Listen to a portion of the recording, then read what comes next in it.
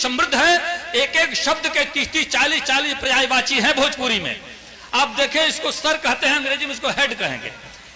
ए बच्चे, ए बेटा इधर देखो, इधर मुंह, उधर नहीं, इधर मुंह करो, जिधर मुंह करके सुन रहे उधर से नहीं सुना जाता है।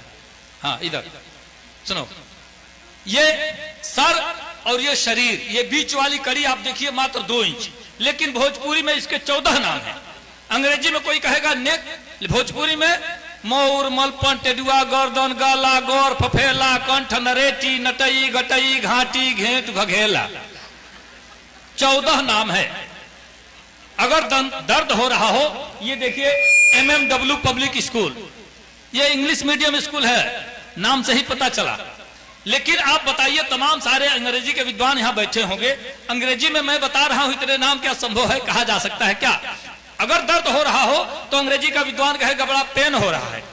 भोजपुरी भाषी लोग कहते हैं गड़ता, बथता, चनकता, टबकता, छेदता, बेधता, करकता, अमरता, झिझिनाता, दुखाता, परपराता, भवाता।